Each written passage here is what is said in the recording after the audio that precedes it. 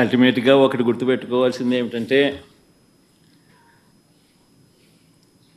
ఇది వెలుగులోకి వచ్చిందంటే కూడా ఇవన్నీ కూడా వెలుగులోకి వచ్చాయంటే కూడా దేవుడే నడిపించాడు. వెంకటేశ్వర స్వామితో ఆడుకుంటా ఉన్నారు, వెంకటేశ్వర స్వామి నడిపిస్తాడు. ఇటువంటి అన్యాయాలు చేస్తూ ఉన్న వ్యక్తులకు ముటిక్కాయలు వేసేది కూడా ఆయనే వేస్తాడు.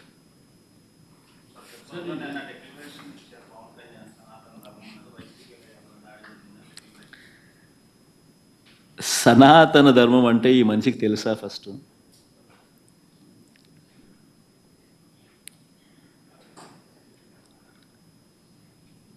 సాక్షాత్తు నువ్వు ఆ కూటమిలో ఉన్నావు. సాక్షాత్తు చంద్రబాబు నాయుడు నీ కళ్ళ ఎదుటే ఈ తప్పు చేసినాడు. తప్పు అని నీకే కాదు, సామాన్యునికి 6 ఏళ్ల పిల్లోనికి కూడా కనిపిస్తూ ఉంది, నీతో సహా. మరి నీ కళ్ళ ఎదుటే కనిపిస్తూ ఉన్నప్పుడు, నీ కళ్ళ ఎదుటే వెంకటేశ్వర స్వామి ప్రతిష్టను తగ్గిస్తూ, వెంకటేశ్వర స్వామి లడ్డు విశిష్టతను తగ్గిస్తూ,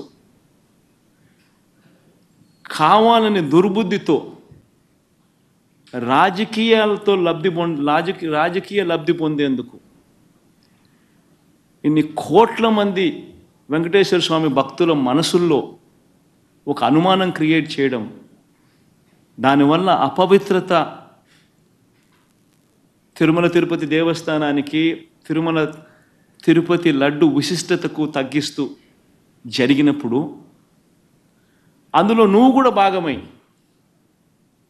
నువ్వు కూడా అది అబద్ధం అని తెలిసి, నువ్వు కూడా ఆ అబద్ధానికి రెక్కలు కట్టి, నువ్వు కూడా అదే దుష్ప్రచారాన్ని చేయడంలో నువ్వే అడుగులు ముందుకు వేస్తూ ఉన్నప్పుడు, ఎక్కడ సనాతన ధర్మం గురించి నువ్వు మాట్లాడతావు? కరెక్టేనా మనం చేసేది? ఏదైనా కానీ తప్పు చేసినప్పుడు ఆ తప్పును మనం ఎత్తి చూపలేకపోతే, ఆ తప్పును గుడ్డిగా సమర్థించడం మొదలుపెడితే, అందులో దేవుని విషయంలో సనాతన ధర్మం అని చెప్పి మనం చెప్పుకోవడం ఎంత మటుకు ధర్మం?